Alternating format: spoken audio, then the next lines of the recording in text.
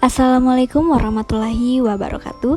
Perkenalkan, nama saya Wanda Kartika Dewi dengan NIM H0524045 dari kelas B PGSD angkatan 2024. Di video kali ini kita akan membahas materi tentang kurikulum merdeka. Menurut kalian, apa itu kurikulum merdeka? Sebelum kita masuk lebih dalam dari materi ini, kita lihat pembahasannya dulu yuk. Apa saja yang akan kita bahas pada video kali ini? Ternyata ada 7 poin penting yang akan kita bahas dalam video kali ini. Yang pertama adalah definisi kurikulum merdeka, yang kedua struktur kurikulum merdeka, yang ketiga materi yang terdapat dalam kurikulum merdeka, yang keempat ciri khas kurikulum merdeka, yang kelima strategi utama dari kurikulum merdeka, yang keenam kelebihan dan kekurangan kurikulum merdeka, dan yang terakhir adalah kaitan kurikulum merdeka dengan mata pelajaran IPS di sekolah dasar. Ternyata, kurikulum merdeka adalah pendekatan pendidikan yang diimplementasikan di Indonesia untuk memberikan kebebasan dan fleksibilitas kepada sekolah dalam menyusun kurikulum yang sesuai dengan kebutuhan dan konteks siswa. Ini adalah struktur dari kurikulum merdeka. Adapun materi yang dipelajari di kurikulum merdeka, yang pertama, pendidikan Pancasila, yang berisi tentang nilai-nilai Pancasila, kewarganegaraan dan partisipasi dalam masyarakat, dan literasi digital dan etika berbangsa. Yang kedua, ada bahasa Indonesia, yang mencakup membaca, menulis, berbicara, dan menyimak, sastra Indonesia seperti cerpen, puisi, dan drama, dan yang terakhir ada literasi informasi dan media. Yang ketiga, ada matematika, yang mempelajari tentang bilangan, pengukuran, geometri, aljabar, dan statistik, pemecahan masalah kontekstual, misalnya keuangan dan lingkungan, dan yang terakhir, keterampilan berpikir kritis dan logika.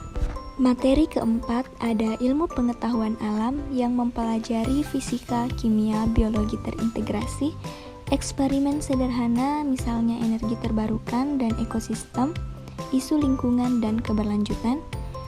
Yang kelima, ilmu pengetahuan sosial yang mempelajari tentang sejarah Indonesia dan dunia, geografi, ekonomi dan sosiologi, dan studi kasus sosial seperti kemiskinan dan globalisasi. Yang keenam, seni dan budaya yang mempelajari seni rupa, musik, tari dan teater, apresiasi budaya lokal dan nasional, dan kreativitas melalui proyek seni. Yang ketujuh, ada pendidikan jasmani dan kesehatan yang mempelajari tentang olahraga dasar seperti atletik, permainan bola, dan kesehatan mental dan fisik, gizi dan pola hidup sehat. Yang kedelapan, teknologi informasi dan komunikasi yang mempelajari tentang dasar pemrograman dan coding, penggunaan aplikasi produktif seperti Canva dan Spreadsheet. Dan yang terakhir ada keamanan digital dan etika internet.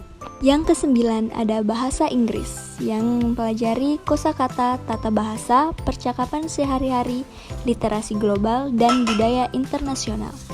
Dan yang terakhir ada muatan lokal. Materi ini disesuaikan dengan kearifan lokal daerah, misalnya bahasa daerah, kerajinan tangan, adat istiadat, dan lain sebagainya. Teman-teman tahu tidak, ternyata kurikulum merdeka mempunyai ciri khas loh. Di antaranya yang pertama adalah proyek penguatan profil pelajar Pancasila atau yang sering disingkat sebagai P5. Yang kedua, pembelajaran berbasis inquiry. Yang ketiga, asesmen formatif. Yang keempat, fleksibilitas guru. Ini ada beberapa strategi yang bisa kita gunakan dalam kurikulum merdeka dengan melihat situasi dan kondisi kebutuhan siswa. Dari kelebihan ini, kita dapat mengatasi kekurangannya dengan pelatihan guru, pengembangan materi, penggunaan teknologi, kolaborasi dengan stakeholder, dan pengembangan sistem evaluasi yang berkelanjutan. Kaitannya dengan pelajaran IPS, yaitu materi tidak hanya terpaku pada hafalan fakta sejarah atau geografis, tetapi mengaitkan isu sosial, ekonomi, budaya, dan lingkungan dengan realitas di sekitar siswa. Guru IPS bisa menggunakan metode berbeda untuk siswa seperti visual, kinestetik, ataupun auditori.